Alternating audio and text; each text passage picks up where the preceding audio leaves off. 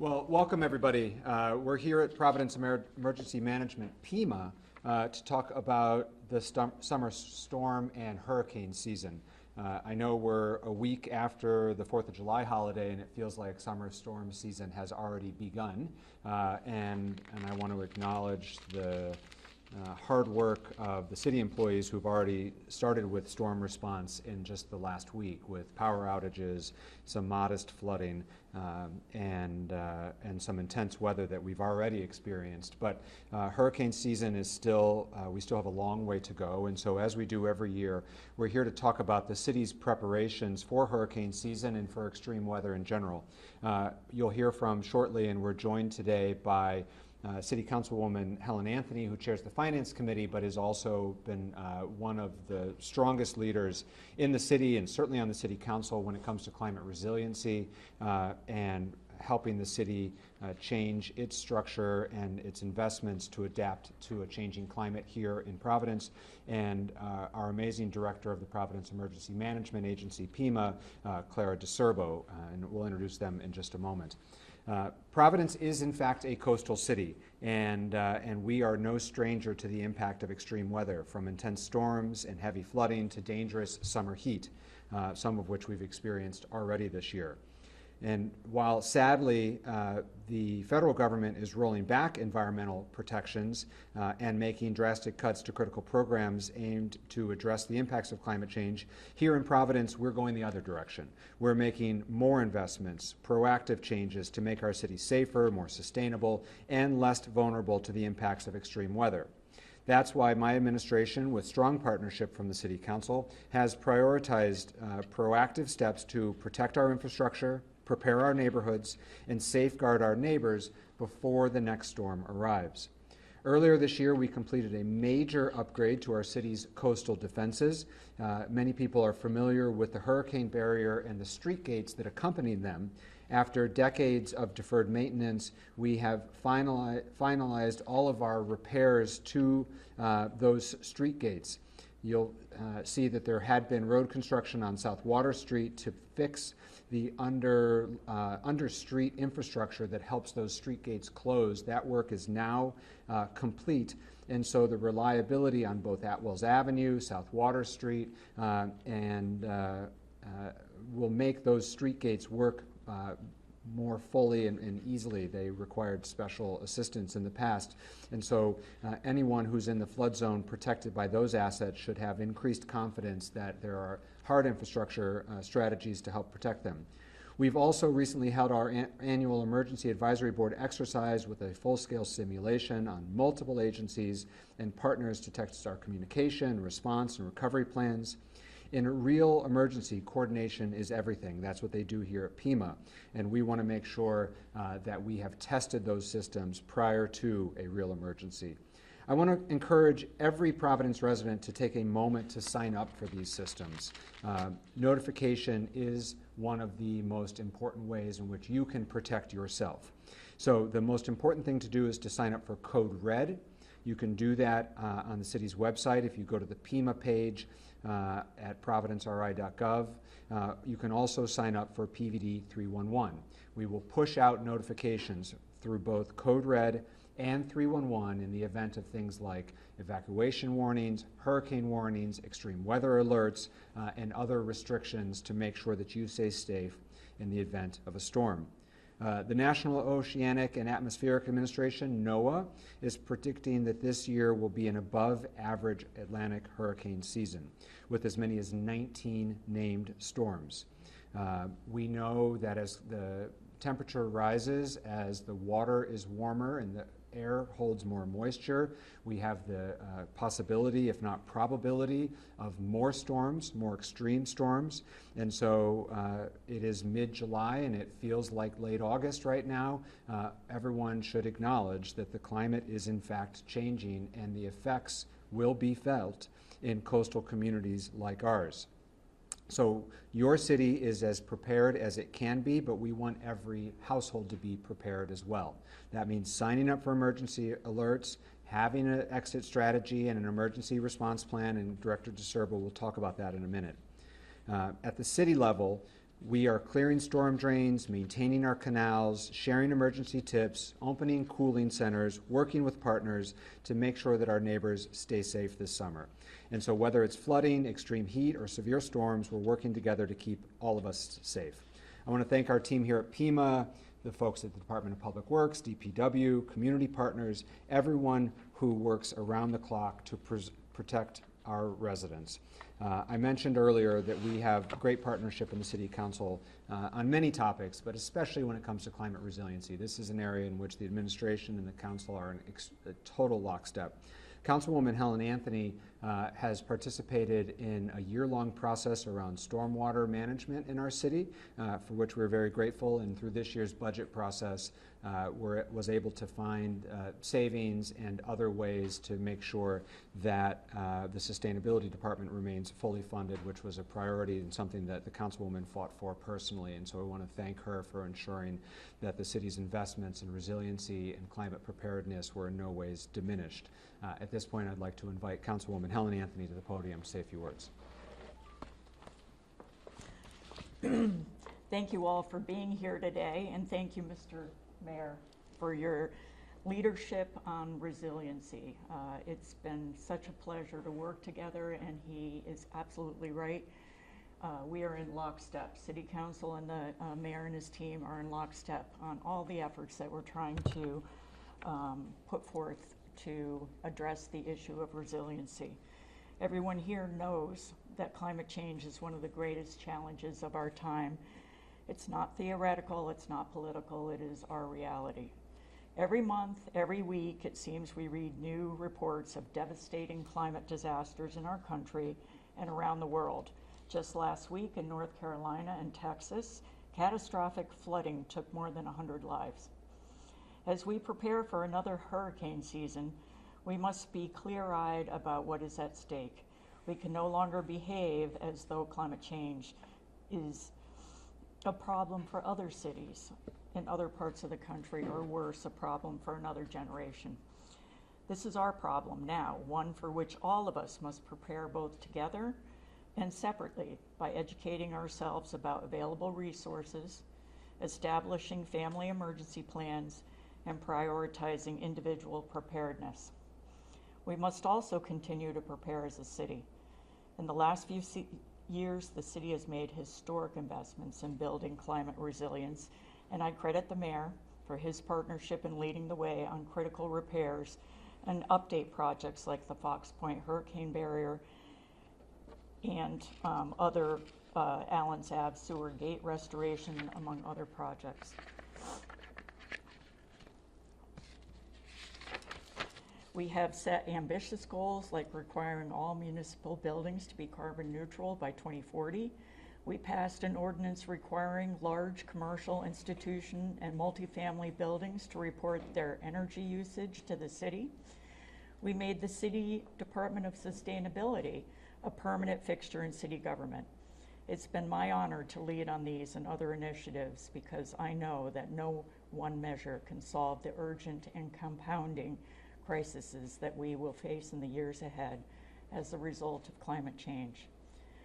With my colleagues on the council, including Council President Miller, Councilor Sue Anderbaugh, who, as many of you know, is a wonderful advocate for green infrastructure, renewable energy, and climate resilience, Councilors Gonsalves, Harris, and Majority Leader Espinal, whose wards, along with my own, make up the city's waterfront.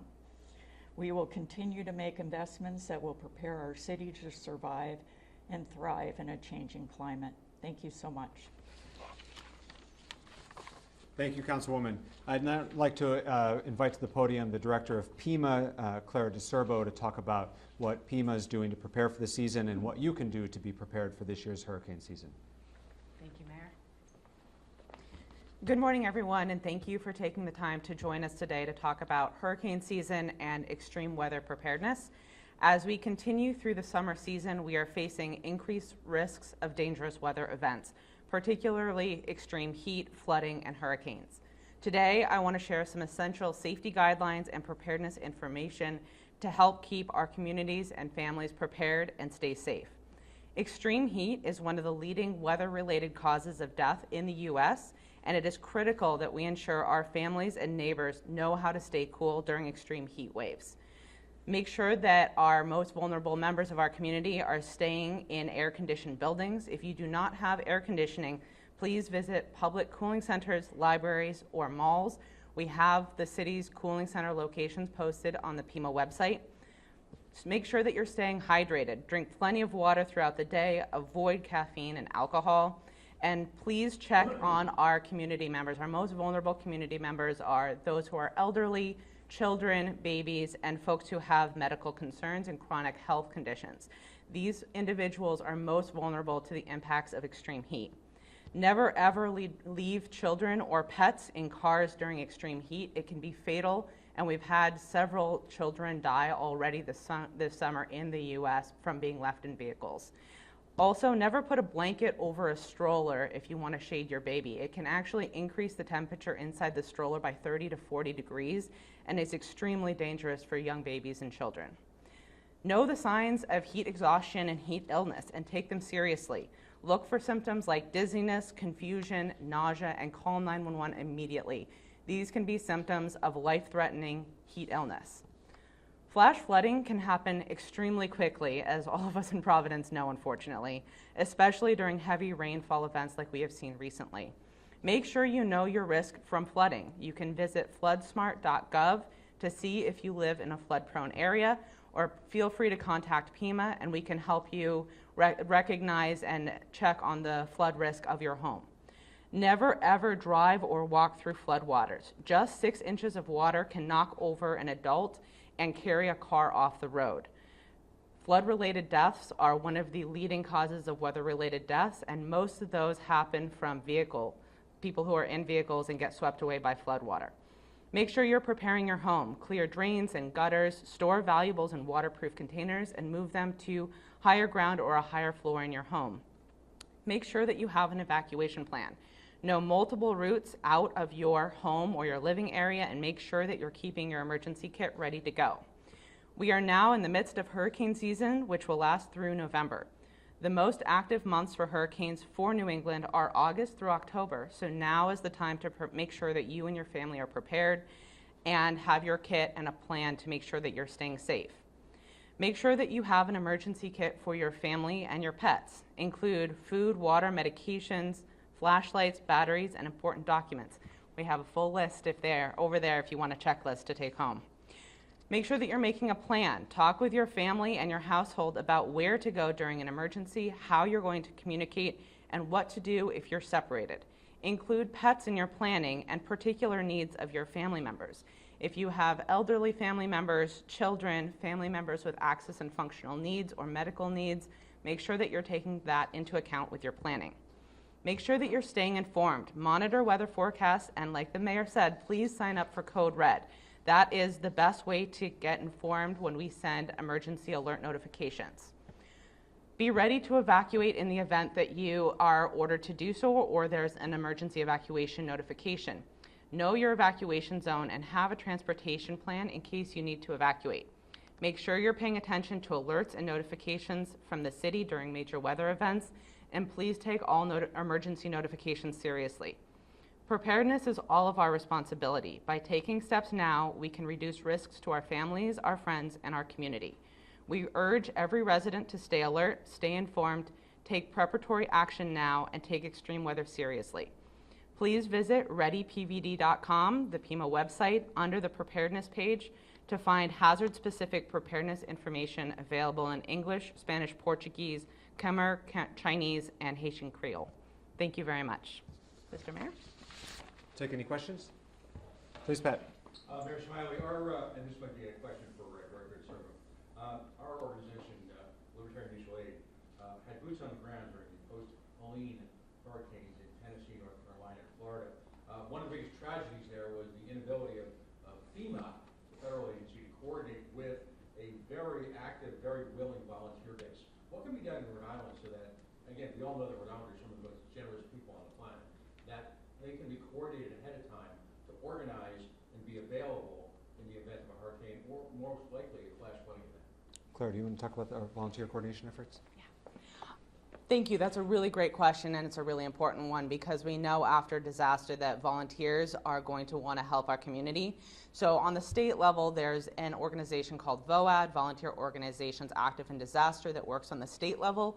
Here on the local level in Providence, we have a spontaneous volunteer management plan in place that we would activate for both donation management and volunteer management in the event that we had a major catastrophic event. And part of that plan is making sure that we are directing volunteers in the locations and doing the tasks that are most necessary at that time and that match with the voluntary services that they're offering. Some organizations specialize in sheltering, some do food distribution, some do muck outs after flooding. So our spontaneous volunteer management plan is really to make sure that we are aligning the needs that we have in the city with the services and the help that is being offered to make sure that we're making the most of volunteers' time, because spontaneous volunteers are critical post-disaster. Are there any other questions? One more, just quickly. With the city's budgetary concerns, if you could talk about the type of funding that's available in the case of flash funding is on every American's mind right now. And that appears to be the biggest challenge. It just blocks away from here. What type of financing funding is available in the event of an emergency? So through a lot of hard work, and the budget has received now first passage, but not yet second passage, so we don't want to take anything entirely for granted.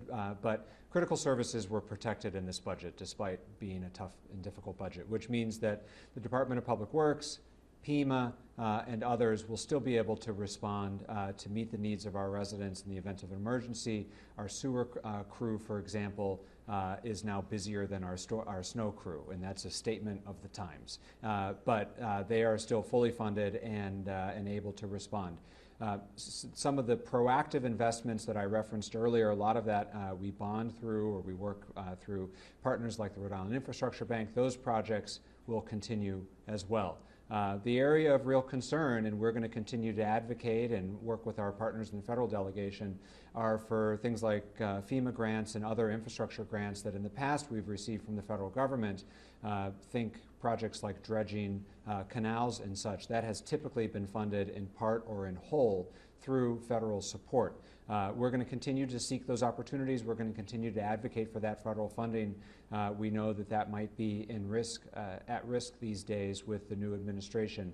But in terms of immediate storm response, level of service at the local level, that will continue unabated. Yes, will people still be allowed to drive on bridges during storms, or will there be any traffic redirecting on behalf of the city? This is why we encourage people to sign up for notifications, because it really depends on the storm. For flooding events, it's usually bridge underpasses, which are most unsafe and a concern. We usually deploy Providence Police and other emergency personnel to try to block access, but invariably, every time, there's a motorist who thinks they can make it, and they almost never do.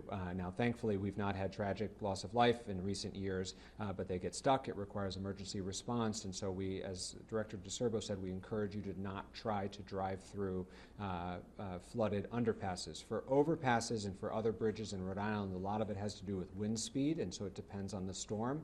Places like the Bridge and Turnpike Authority and REMA, the Rhode Island Emergency Management Agency, will put out notifications around highway safety and some of our larger bridges in Rhode Island about whether or not it's safe to travel or not. But it all depends on the storm, and so we strongly encourage residents, business owners, anyone who's interacting with the City of Providence to sign up for both 311 and Code Red. Thanks, everybody.